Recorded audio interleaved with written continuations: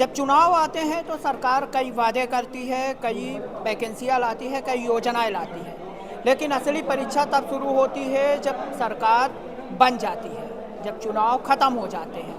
तो जो वैकेंसियाँ निकाली जाती है, जिनमें युवाओं को भर्ती किया जाता है, जिनमें बेरोजगारों को भर्ती किया जाता है, तो क्या सरकार बनने के बाद उनकी ऐसी वैकेंसियाँ चलती रहती हैं, यानी जो वैकेंसी पा चुके हैं उनकी नौकरी वो स्थायी रहती है, चलती रहती है, या फिर सरकार भूल जाती है। दरअसल मध्य प्रदेश में 2024 में चुनाव हुए थे, 2024 में 23 में माफ़ कीजिएगा, 23 नवंबर दिसंबर में चुनाव हुए।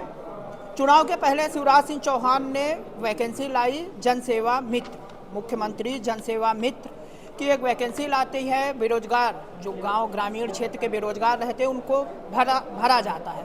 भर्ती होने के बाद मुख्यमंत्री मोहन यादव मुख्यमंत्री बन जाते हैं। उसके बाद जो जनसेवा मित्र होते हैं वो मित्रता उनकी ख़त्म हो जाती है और जो सैलरी मिलती रहती है वो भी बंद कर दी जाती है। ये वही जनसेवा मित्र के वर्कर हैं, काम करने वाले हैं, जो 1 साल हो चुके हैं लेकिन सरकार भूल चुकी है। काम इनकी ड्यूटी लगती है लेकिन पेमेंट नहीं आ रही है। क्या है पूरा मामला, जान लेते हैं। क्या नाम है आपका? ओम नारायण पांडे। कहाँ से आए हैं? मैं जवा से आया हुआ हूँ। क्या है जनसेवा मित्र, क्या है और क्या है मामला? जनसेवा मित्र माननीय पूर्व मुख्यमंत्री शिवराज सिंह चौहान जी ने भर्ती किया था। पूरे मध्य प्रदेश में 9300 जनसेवा मित्र हैं, जो शासन की योजनाएं जो होती हैं धरातल पर केंद्र सरकार और राज्य सरकार की, हम लोग जन जन तक पहुंचाने का कार्य करते थे। और शिवराज सिंह जी ने हम लोगों से वादा किया था कि आपका कार्य निरंतर जारी रहेगा, कभी ख़त्म नहीं होगा, आपकी पेमेंट और ज़्यादा बढ़ेगी। 10,000 रुपये हमको मान दे दिया जाता था और हम लोग निरंतर कार्य कर रहे थे। जब से मोहन यादव की सरकार आई तब से हम लोगों को मानदेन नहीं दिया जा रहा है। ड्यूटी हमारी लगाई जा रही है और हमारी जो सार्थक ऐप से अटेंडेंस लग रही थी वो भी अभी लग रही है। हमको निकालने का कोई आदेश भी नहीं है कि हम लोग बाहर हैं क्या कार्य कर रहे हैं, कुछ समझ में नहीं आ रहा है। ये बताइए कि कितने महीने तक आपको पेमेंट मिली थी और कब से पेमेंट बनता है? 1 साल हमको पेमेंट मिला है। जनवरी 2023 से भर्ती हुए थे, जनवरी 2024 उसके बाद पेमेंट नहीं आ रहा है। हम लोगों का अभी अटेंडेंस बराबर लग रहा है, ड्यूटी लगाई जा रही है। मतलब कि सरकार बनने के बाद जैसे मुख्यमंत्री बनते हैं, नवंबर दिसंबर में चुनाव खत्म हुआ था, ऐसे ही मुख्यमंत्री बने थे। मुख्यमंत्री मोहन यादव के बनने के बाद एक आध बार पेमेंट आई है कि नहीं? हाँ आई है, जनवरी तक आई है। जैसे नवंबर में सरकार बनी है, दिसंबर और जनवरी 2 महीने पेमेंट आई है। उसके बाद फिर हम लोगों को बाहर कर दिया गया है। आज कोई जानकारी नहीं है कि हम लोग बाहर हैं कि नहीं है। सरकार सदन में हम लोगों को मुद्दा हर बार उठाई जा रही है। इनके उप मुख्यमंत्री दो जो हैं हम लोग मतलब अपना बना के दिए हैं लेटर पैड, और इनके कैबिनेट के आधे मंत्री बना के दिए हैं। 70 से 80 विधायक बना के दिए हैं लेटर पैड किसी मोहन यादव जी को बहाल करिए, लेकिन आज तक पता नहीं, हमको ये समझ में नहीं आ रहा कि माननीय मुख्यमंत्री जी को क्या प्रॉब्लम आ रही है कि वो बहाल नहीं कर रहे हैं या पैसे नहीं दे रहे हैं। पैसे नहीं दे रहे हैं, पैसा होल्ड हो गया है, नौकरी कर रहे हैं आप लोग। कितने घंटे की नौकरी और किस प्रकार करते हैं? हम लोग लगभग 10 बजे से चले जाते थे फील्ड में, लगभग 6 बजे 7 बजे जब तक काम नहीं हो जाता था तो हम लोग निरंतर काम करते थे। कभी कभी 10 भी बज जाते थे। और एक समय तो ऐसा था कि जब सचिव और रोजगार सहायक हड़ताल पे थे तब भी हम लोग फील्ड में बराबर 10 बजे रात तक हम लोगों ने काम किया है।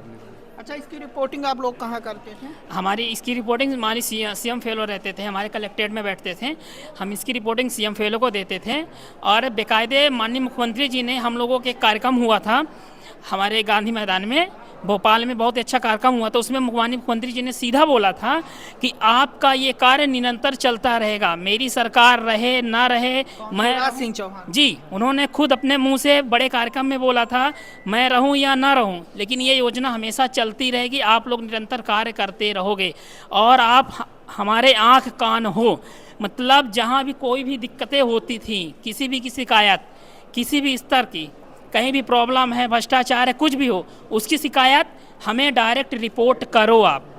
मैं रहूं या ना रहूं, शिवराज सिंह चौहान तो मुख्यमंत्री नहीं रहे, साथ में इनका जो भविष्य था वो भी जो है तो ले करके चले गए हैं। और मोहन यादव जी मुख्यमंत्री बनने के बाद जिन पर दायित्व था शिवराज सिंह चौहान की योजनाओं को चलाने के लिए, वो सारा पैसा कहीं ना कहीं लाडली बहनों के खाते में डाल दिया जा रहा है और आप लोगों के भविष्य के साथ खिलवाड़ किया जा रहा है। जी बिल्कुल खिलवाड़ किया गया। 2 साल से हम लोग बेरोजगार हैं, पैसे नहीं आ रहे हैं, आर्थिक संकट हम लोगों के सामने आ गया है। मैं माननीय मुख्यमंत्री जी से सिर्फ एक निवेदन करना चाहता हूँ। आज ज्ञापन देने आए हैं कलेक्ट्रेट ऑफिस मेरा सिर्फ एक निवेदन है कि आप हमारा 2 साल का पैसा पूरा दीजिए, हम लोग कार्य बराबर कर रहे हैं, या बहाल कीजिए कहीं भी हो। नहीं, अगर ऐसा नहीं हुआ तो मार्च में हम लोग उग्र आंदोलन करेंगे भोपाल में, जिसकी सारी जवाबदारी शासन और प्रशासन की होगी। पूरे प्रदेश में कितने लोग हैं? 9300 लोग हैं हम लोग। उप मुख्यमंत्री राजेंद्र शुक्ला के क्षेत्र के हैं, मिले कभी आप उनसे? 2-3 बार मिल चुके हैं उनसे। क्या बोला गया? आश्वासन पे आश्वासन दिया जाता है। जिससे भी मिलते हैं, चाहे मुख्यमंत्री जी हों चाहे उप मुख्यमंत्री जी हों, सिर्फ हमको आश्वासित किया जाता है। आज तक कोई निराकरण नहीं हुआ। आज तक कोई निराकरण नहीं हुआ है। 2024 से जनवरी 2024 में इनकी लास्ट पेमेंट आई थी और फरवरी 2026 लग गए हैं, यानी 2 साल 2 साल बीत चुके हैं। लंबा सफर, और 2 साल ये घर कैसे चलाते होंगे सोचिए। संकट आ चुका है, परिवार चलाने में दिक्कत आ रही है। परिवार चलाने में भी दिक्कत है और घर चलाने में भी दिक्कत है, क्योंकि रोजी रोटी पर संकट आ चुका है। सरकार ना तो मना कर रही है और ना ही स्थायी करने की कोशिश कर रही है। मार्च में आंदोलन। अब देखिए कि इस मामले पर आगे ये लोग क्या करते हैं। कहा जा रहा है कि मार्च में आंदोलन करेंगे, क्या होता है ये तो भविष्य की गर्त में समाया हुआ है, लेकिन सरकार को इस पर कुछ न कुछ एक्शन लेना चाहिए। वीडियो जर्नलिस्ट सोनाली के साथ नीरज तिवारी की।